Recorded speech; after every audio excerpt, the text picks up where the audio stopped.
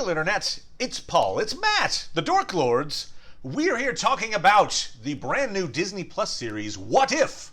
It's season 1, episode 1, What If Captain Carter were the first Avenger?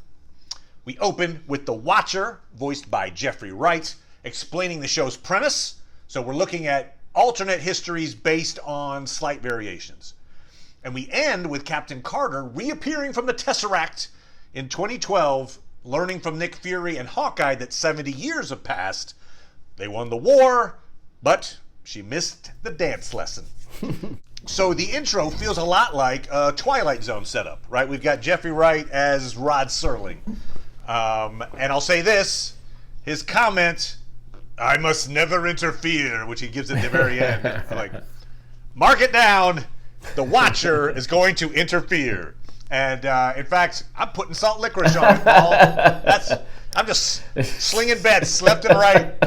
See, people should start to suspect that you really like salt licorice. That's true. I should say, the funny thing was, in my last unfortunate salt licorice bet, if you remember, because I went shopping for salt licorice, couldn't find it, finally got it on Grubhub. In the interim, I also had Jackie order it for me on Amazon. And so I have this extra crappy bag of salt licorice that's going nowhere. So I've got it. I need to bet it. I got to bet it. You don't have the heart to give it out at Halloween? I do. Oh, that would be awesome. Terrible. Only my worst enemy's children. Come on. Right. I don't know that the Watcher will interfere in season 1, but I think by the end of season 2, our Watcher is going to break his vow and stop just watching and interfere. Okay, there you go. All right, so that said, Paul, before we go any further, what were your thoughts on season 1, episode 1 of What If? I enjoyed it. I did. Probably the thing that was most important to me about the show is animation. I like the animation that DC does, or at least I should say I like the shows that they put out. And it's, it has a fairly decent style, but I don't know. Like, I remember loving those old Batman cartoons. Right. Yeah, those are stylized, right. And I feel as if even then you can see that there's, obviously there's a lot of computer generated stuff in this. So yeah, I like the style in this. I still think it would be better. The faces aren't as expressive as I would like. And I was afraid of the writing, that it wasn't, like sometimes when they're writing for animated shows, they skimp on the writing, and it's not bad, but I still think they could have taken some more risks, so hopefully they'll get even better. I agree that some of the dialogue felt a little clunky. I suppose part of it also is that this thing moves, right? It's like they've got a lot of ground to cover, and they're like, just whatever we need to say to get to the next plot point, move. Because it's a half-hour long show, and so they're telling a lot of story in a short amount of time. But yeah, you're right. Like, I wouldn't say that the dialogue was the strong part of the episode, or but yeah, I do appreciate the animation style. I thought it looked really, really cool. Especially that that scene where Peggy and Steve go off and fight airplanes.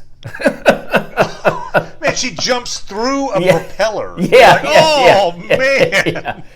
Yeah, that's one thing. It's like, it didn't bother me, but I'm sure the Peggy Sue people out there might have been bothered by the fact that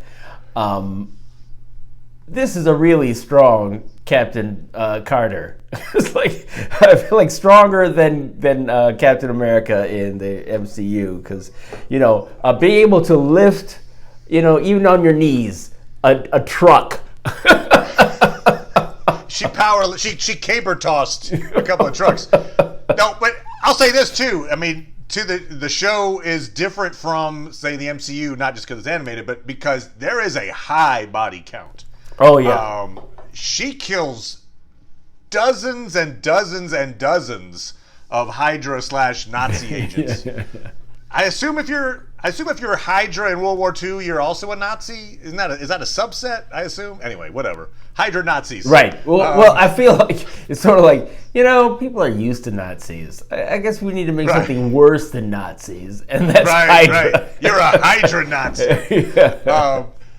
But I do feel like she seems more inclined to, terminate with extreme prejudice, in my opinion. Now, obviously, Steve did his share of killing. Oh, yeah. But generally speaking, I would say... And the thing to keep in mind, too, like, that shield is not a Frisbee. I mean, you whack that baby into somebody's head and a check there, they're probably not getting up ever. Right. So somebody who's not a super soldier, right? Yeah. King, great, you just broke my neck. But yeah, she throws guys into fire. I remember there's one who's like, ah! And then she's deflecting the bullets and killing folks with them. I'm like, oh, wow. Yeah. So I feel like she's still got the virtue, she's honest, self-sacrificing. We see her sacrifice herself but I feel like she's a little more inclined to use lethal force perhaps than Captain America might be. I think it's kind of cool for the show in some ways that they're saying, hey, when you get the serum, it amplifies what's inside you, and maybe Peggy Carter's a little more vengeful than Steve Rogers, perhaps. I don't know. Anyway, but either that or it's just a product of the cartoon. I think they wanted it to be dramatic looking. All right. But she waylays Nazis big time. She does. She waylays them. Yeah. The Watcher tells us, he spells it out, like, hey, in this particular reality, the variation is that Peggy decides to remain on the experimental floor, the first floor, instead of going upstairs during the experiment. And so, that's what sets off this chain reaction of variances.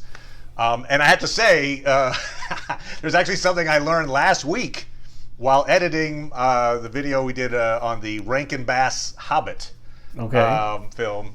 I figured out that the Hydra assassin from Captain America: First Avenger, who's also in this, the dude who killed Stanley Tucci and then tried to escape in a mini sub and bit down on a cyanide capsule, that's Richard Armitage, a.k.a. Thorin. So Thorin from The Hobbit shot Steve Rogers in this thing. Thorin shoots Steve Rogers. He's actually almost gets away with it in this. He's almost more effective in this version than he was in the other one, right? Because he takes out Steve. I mean, doesn't kill him, but it's like, your experiment can't work. And so then it's in the last second. Well, I've heard people speculating if Erskine died as well, and presumably he did, but I don't think we see it. Oh, good point. I assumed he did die. Okay. Yeah, I think you're right that he died, but for some reason they're focusing on Steve getting shot. And also I think the Tommy Lee Jones character too was shot, I believe. But in order to save the experiment, Peggy gets the serum. Yes. This is obvious, but you might want to watch Captain America: First Avenger before watching this. I mean, the reason this can tell the whole story basically in 30 minutes is it's relying on the previous film to do all the heavy lifting. Yes. So it's an extension in some ways of the film. Sure. So while the main storyline plays out, and we see a lot of little, frames that are familiar. Oh, that's that moment. That's that moment. There are some huge differences between movie and this. Sure. Obviously, Peggy's a super soldier. There's one. But she spares Bucky. Right. That's a huge difference, right? Yeah. I was just thinking about it. So instead of Bucky falling off the train and then eventually being captured and then turning into the Winter Soldier, when he's falling, she catches him. He has the line of like, you almost pulled my arm out. Like, is it possible he still becomes the Winter Soldier some other way? I suppose. Maybe that's true. But you get the feeling that in this reality, there is no Winter Soldier, or at least it's not Bucky. Right. Which then also brings in the idea of, like, there's a moment where you see Bucky and Howard Stark together. Right. And I remember thinking to myself, he's not going to murder him now. Oh, yeah, right. I hadn't thought about that. Which means the Civil War storyline isn't going to happen. Like, there's a lot that changes because Bucky. I wonder if they probably won't do this, but I wonder if it's like, because they already captured him once, but what if they captured Steve again in his suit, And although when they put him in the, he went to the snow, I was like, well, he doesn't have the super soldier serum in him, so he should just die. He should just freeze to death. He'll freeze to death. But yeah, you're right. In the moment so the whole thing, the train was just an ambush to get the Tesseract by way of the robot that Steve's inhabiting. And so Steve is captured, and I thought, yeah, maybe they're going to switch us around where Steve's the Winter Soldier. They didn't go that route, at least. Not yet. So that's another big difference, obviously, is in this version, thanks to Peggy, they get the Tesseract earlier. Yes. So the Red Skull doesn't have it. Yeah, So the Red Skull isn't able use to it create in weapons. lieu of an arc reactor. So it's just powering an Iron Man suit. That's all. But that's it, because Howard gets it, powers an Iron Man suit, but like way earlier now, right? Yes, So now yes. you've got a prototype Iron Man back in World War II. Right. They call it the Hydra Stomper. And Steve is in the Hydra Stomper. I like them working together, Steve and Peggy. Yeah. That stuff That was a cool. nice. And they did that montage with the swing music and stuff. That was kind of cool. Yeah. Not only is the Red Skull is inconvenienced, but you see that Howard Stark is working on Iron Man tech way earlier than he would have otherwise, his son was basically doing it. Right. So in this case too, Red Skull, because he's not using it to make weapons, when he gets it back, he basically just uses it to open a portal. Yes. Apparently dies. It doesn't even look like he gets. No, it looks like he gets It's crushed. It doesn't look like he gets sent to the dimension. So some other creature is waiting to meet whoever goes to get that stone. In the Infinity War, somebody else is hanging out going, I've been here forever. And so anyway, so there's a lot of differences. Red Skull in a wheelchair. Right. Or like he wheels in like, I just got here. Okay, wait. The creature that's coming out of the portal, we see like a depiction of it on that. So another difference is, they go to the church to get the Tesseract, and they sing. I think they take the panel from the church or whatever, but they've got this wooden relief that shows what appears to be the Tesseract surrounded by tentacles, and then of course a giant tentacle creature is coming out of the portal. So, I've seen some people say that maybe it's this Shuma Gorath character, which is rumored to also be in Doctor Strange 2. I don't know enough about it to say like, yep. But anyways, that's a possibility. Yeah, it seems credible to me. That's one of the comics I enjoyed as a kid is Doctor Strange, and it certainly it seems like it could be. Okay. I mean, at the very least, it's some Lovecraftian abomination that you don't want to screw with. Actually, Jackie mentioned that she thought it looked a little bit like the creature from Guardians of the Galaxy 2. Oh, yes, right.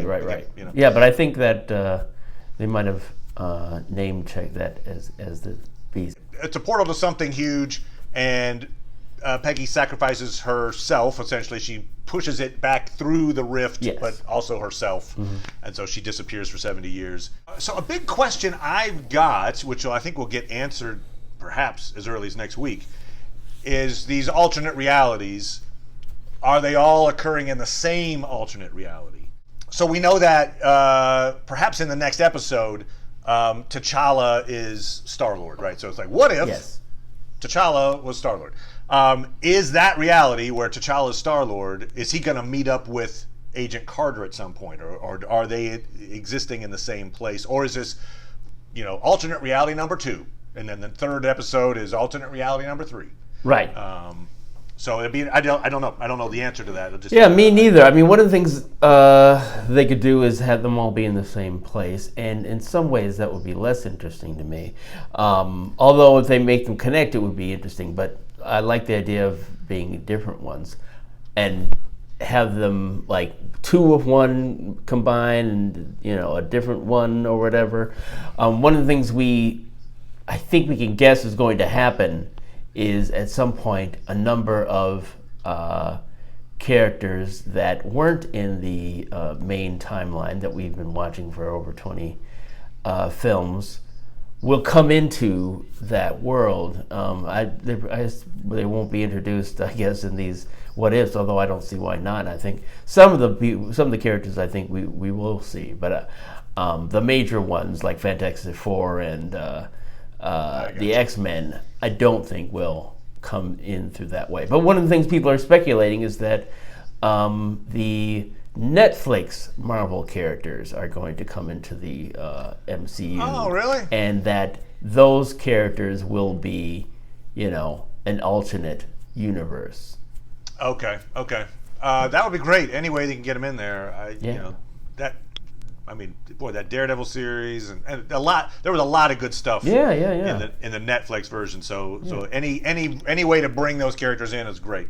Something that was kind of cool too was I was surprised at the number of actors who voiced their own characters. Yes.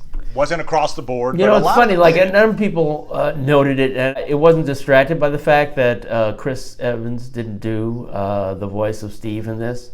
I thought the actor did a fine job. I agree. I didn't think of it when I was watching it. He did a solid enough job that it was not distracting. Like you're like, what? Why is that? Why is the one guy doesn't sound right? Yeah. No, he pulled it off nicely. Yeah, I think he did a good job. And Sebastian Stan was there, and in fact, actually, when I think about it, it's like was it him? It's like I'll say this: the voice. I believe the voice. I would say of all the animation, maybe the least effective at capturing the character was Sebastian Stan. Was Bucky. Like Bucky. It was like, oh, okay, kind of Bucky-ish, but like the other characters, you'd be like, oh, I can tell you that is. If you put their version of Bucky up in a lineup, I'd be like, Bucky, I guess. Anyway. Yeah. But anyway, it is cool that they were, lending their voices to these characters. It adds an air of credibility to it as well. There's a rumor that Agent Carter will be in season 2 of What If as well. So, if that's true, that's interesting that they're going to, come back to these characters perhaps, like revisit them in these alternate realities. Yes. Yeah, apparently there's a shot of Peggy talking to Doctor Strange. Right. So that could even be from this season. Yeah, that'd be pretty unusual to preview a scene from a season 2. Right. There's much to be seen into what is the scope of this series. Is it a series of, just episodic one-off episodes where you do it like that, or is there like a grander plan for this alternate universe that they're creating? So I'm interested to see how it unfolds. I was interested in this, but I would say it exceeded my expectations. Okay. When I watched, I was like, oh wow. All right, well done. Like I wasn't sure what I was gonna. Well, one of the things you expressed was a concern that you would be saying, "Well, why do I care about this?" Right, like, oh, it's just like glorified fanfic. Like, you already told a good story on this. I don't need to see the what if you switch the thing around. But no, I see the value in it, and then they told a good story in and of itself. So I appreciated that, and I liked the fact that you had this number of changes. I think if you did a thing where it's like you changed something and then it ended up the same. Okay, exactly. You're like, yeah, you really didn't read the original comic. Okay, I did not. So they don't have that whole like everything is predestined to happen exactly as it was thing. No, they're not. No, it's not Game of Thrones. The ink is dry. No, the ink's not dry. You can change it. Whatever. So anyway, I'm excited to see what they do next. I do think it is T'Challa as Star-Lord, so I'll be looking forward to see that. I'm hoping that they do a version of one of my favorite What If episodes or issues, which is what if the Marvel bullpen became the Fantastic Four? So if they'd say, what if the Marvel Executive Committee became the Avengers, I would be very happy. It's like All right. Feige as Iron Man. Assuming we get the T'Challa Star-Lord episode, the extra pathos will be that Chadwick Boseman Yes. lent his voice to that character. Yes. And wow, that's like... Ooh. Yeah, I believe that's the next episode. Yeah, well, that'll be interesting. So, yeah. So anyway, we'll be back for that. Thank you as always, Paul. Appreciate it, good sir. And we will see everybody next time. Bye, everybody.